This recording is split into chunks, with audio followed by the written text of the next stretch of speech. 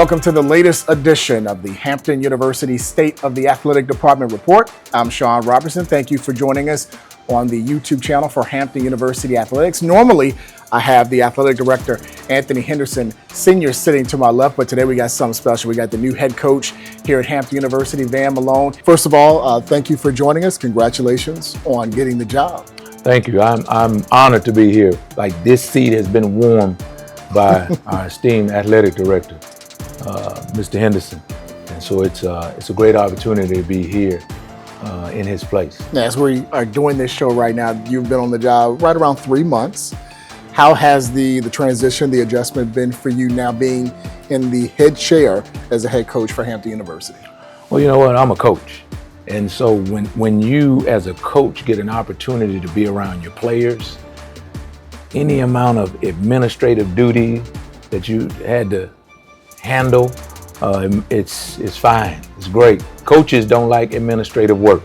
Coaches like players, dealing with players day in and day out. And so that part of it has been very natural for me. The decision making as the head coach, like if we move practice up 5 minutes, I have the responsibility to alert about 200 people that move is happening. And so at the end of the day, that is something new for me. But I've always been a leader. I've been a captain of every team that I've been on. And so I think that having an opportunity to lead a program is what I was built for. And so it's been great in that way. It's been unbelievable to start spring practice. We've been in it. This will be day 4. I'm about to run out of here and go to practice to yell at somebody. But I'm as excited as I could be for the challenge ahead of myself and our team. Well, don't yell at me before you yell at your guys. I got about 35 more seconds before I start yelling. All right, good to go. Good to go.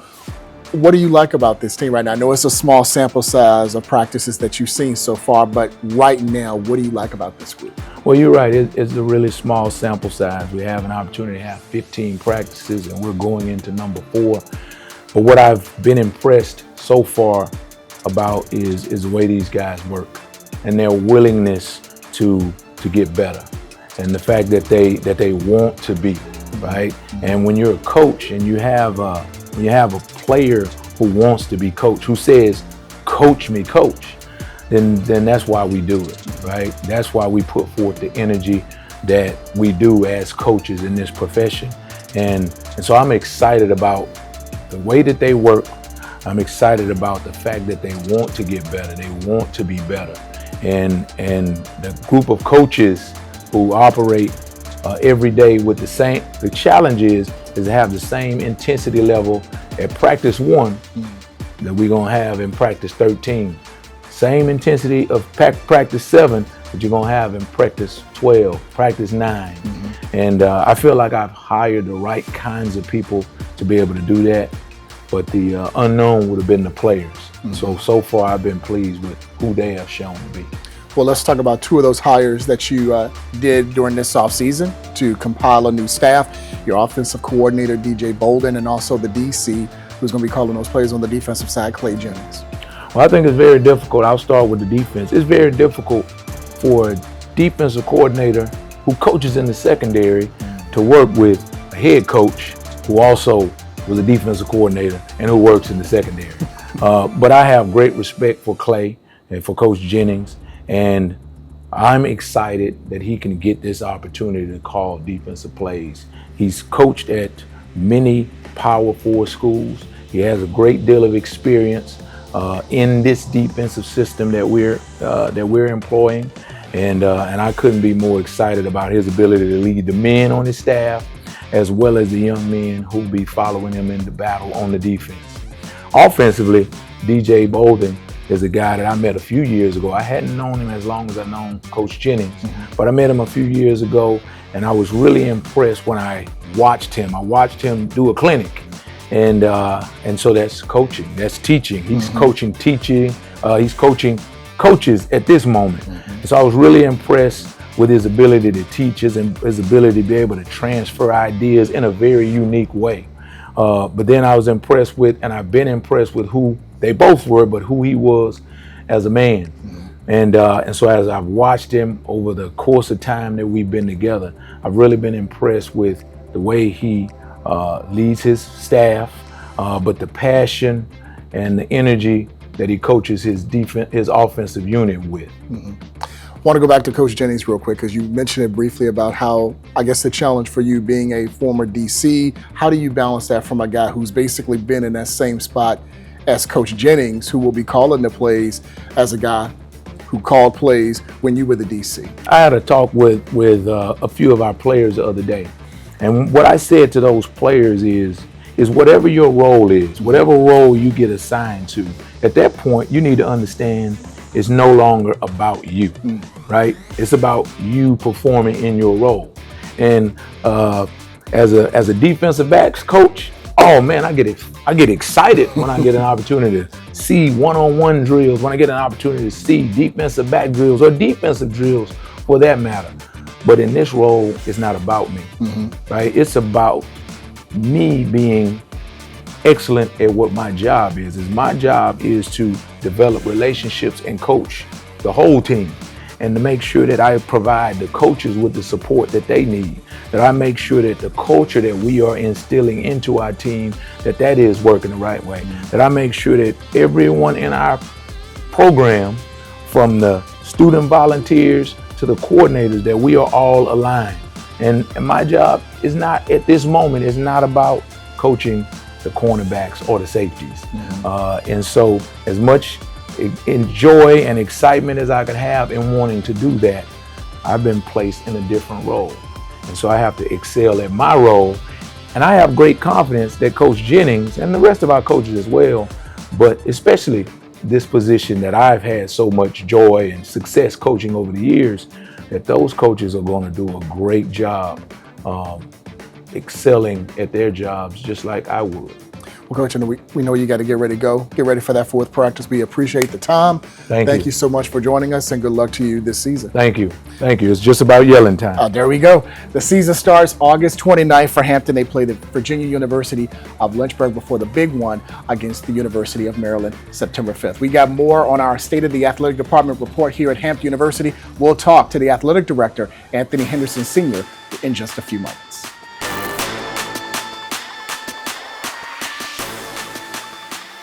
Back here at the Hampton University State of the Athletic Department report, now joined by the athletic director here at Hampton University, Anthony Henderson Sr. Pretty good hire, getting the head football coach. He's okay. He's not bad. He's not bad. Well-versed background in the Power 4 program, and now you've got an opportunity to see him work as a head coach through the first 3+ practices. What have you liked so far about how he's been now the head coach or CEO of the football program? Yeah, it's one of those things you go into practice, especially the first day, to see kind of what it looks like. The thing that stood out to me the most, just being at practice and trying to be a fly on the wall and not getting away. A lot of teaching, a lot of teaching going on, and not necessarily by him, just by the staff that he's assembled. With him being the maestro and making sure everybody's in the right place, and him being the CEO of the program. I'm really excited about our guys and their development, and how they're going to develop as football players, and really excited to get to April 18th to see what the finished product looks like before we go into the fall. I was going to say about that, a big day, April 18th, will be the first spring game under Coach Malone and this new staff that he has put together. Yeah, so last year we implemented, so it's going to be a spring game, but it's also going to be Alumni Weekend. So bringing all of our football alums back, trying to get everybody back into the program and embraced by the program. Coach Taylor said he's going to be here. So, those things, just trying to build it back to one, so the people that we have, the young people we have here, can see, the guys that came before them, and get some words of wisdom, and, actually feel and touch the guys that have played here. But also, having those guys trying to prove that they're Hampton Powers too, and showing that they're trying to continue the legacy and build a program in the right way. So I'm excited. I don't know what format they're going to run. You never know what the spring game, what the format looks like, but just for them to be out there, I was just talking to coaches now. They're putting full pads on today, so I'm gonna have to go check out what's going on. Because I went to the first practice and there was just helmets and sweatpants and yeah. So now they actually got some real pads on. I can go see what they're really doing out there. Now, before we talk about the winter season as we gear up for the spring, I want to get your thoughts about Cain Langford going into the MEAC Hall of Fame. Yeah, weeks ago. Kendall's a good. Since I've been back, Kendall and I've talked a lot. So it was good to see him. Jerome Mathis was there. Yeah. Jerome went in, I think, Coach a year Taylor ago. was Coach Taylor was there.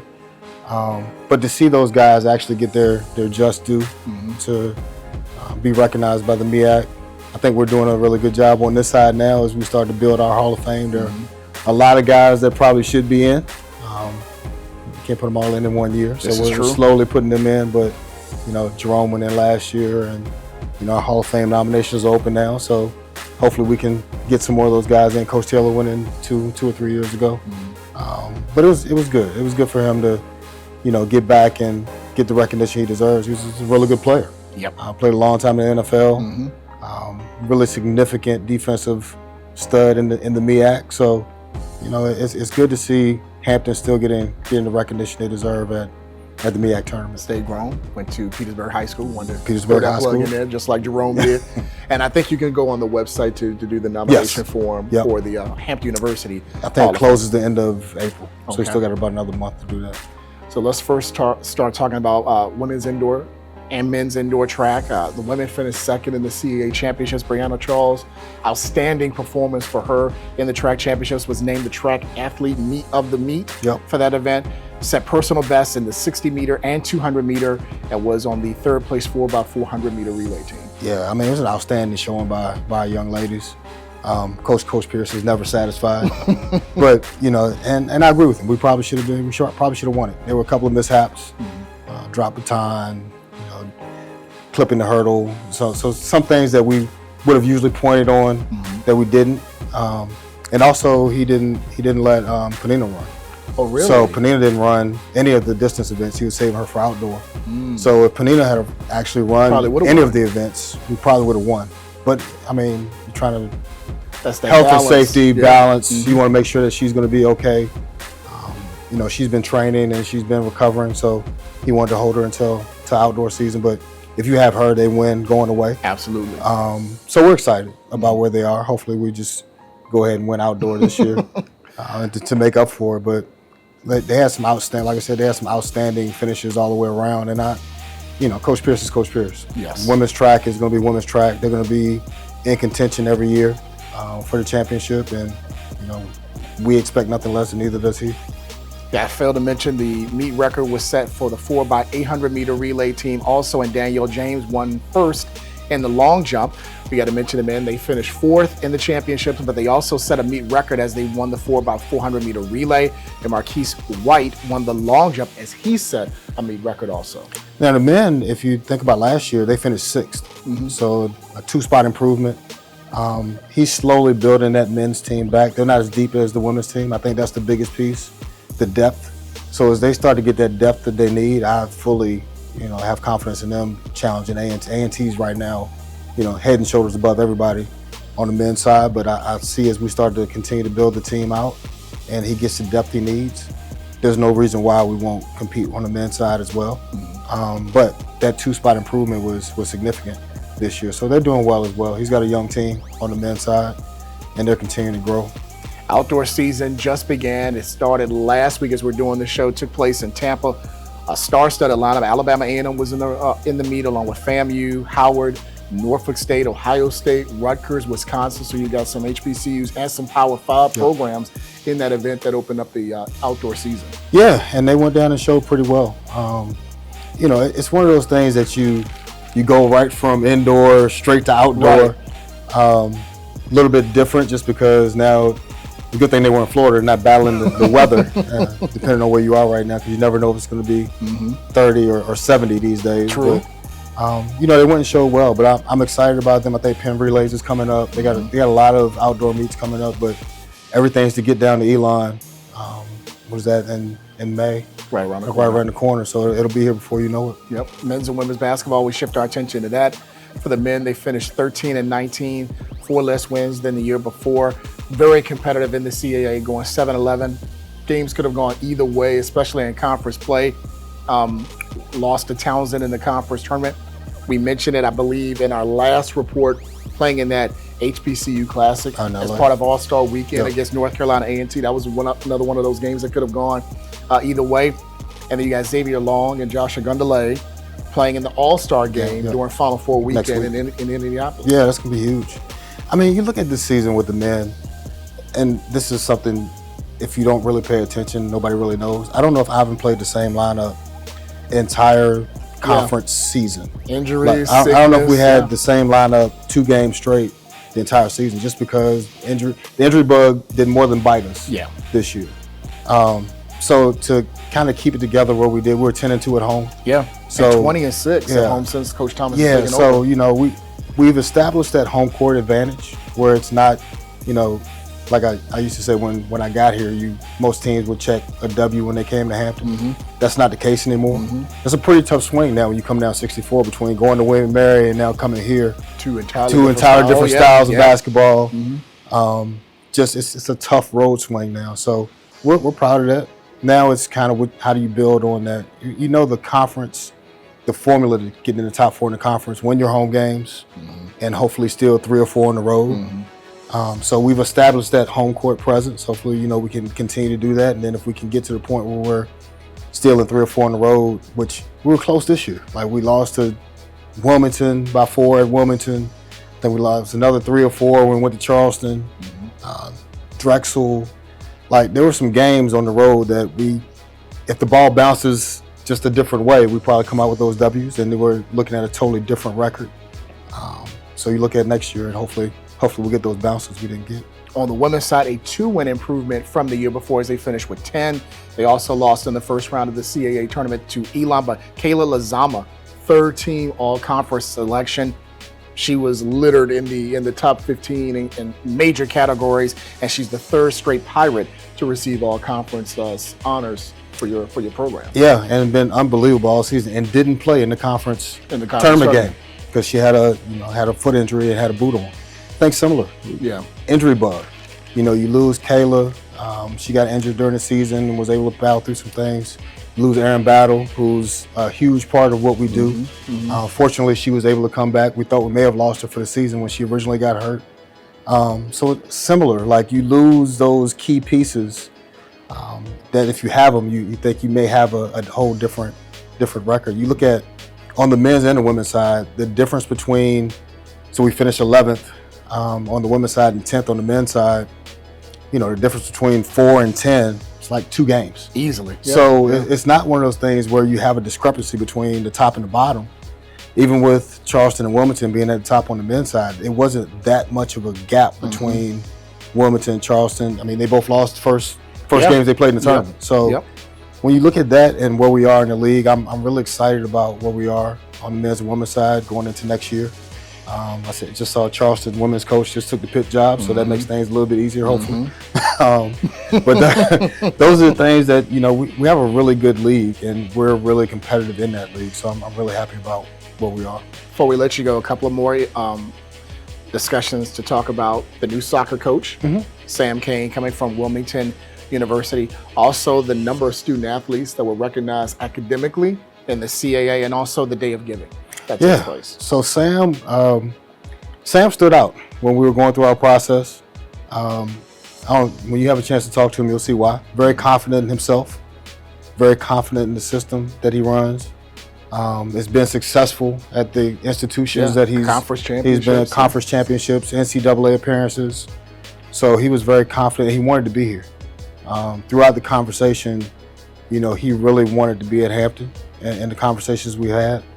So I'm excited about him getting started. He was here on Saturday for the first spring game. He started on Friday. He was on the sideline on Saturday coaching. So that might have been the first of the quickest turnaround for a head coach. But it showed the commitment. It does show the commitment.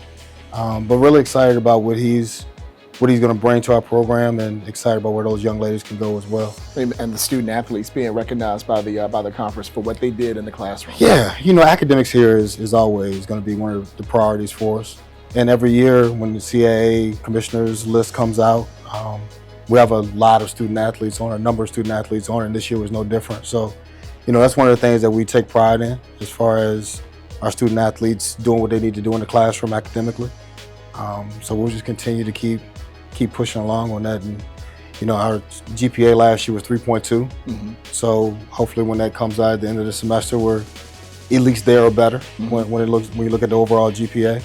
So, and it's across the board. All of our teams are doing well from an academic standpoint. It was 171 student athletes that were on the Commissioner Honor Roll for the CAA this past year. We want to thank the athletic director here at Hampton, Anthony Henderson Sr. Always a pleasure to talk to you. Appreciate you. Also, the head football coach, Van Malone, for joining us here on this edition of the Hampton University State of the Athletic Department Report. When we get back together again on YouTube, we'll talk about, the spring game and what took place with the football program and the rest of the spring sports as they wrap up their season. And we talk about maybe the Coach's Caravan, where that will be stopping in the summer, different sites across the country. For Anthony Henderson Sr. and Coach Van Malone, I'm Sean Robertson. Thank you for joining us on the latest edition of the Hampton University State of the Athletic Department Report.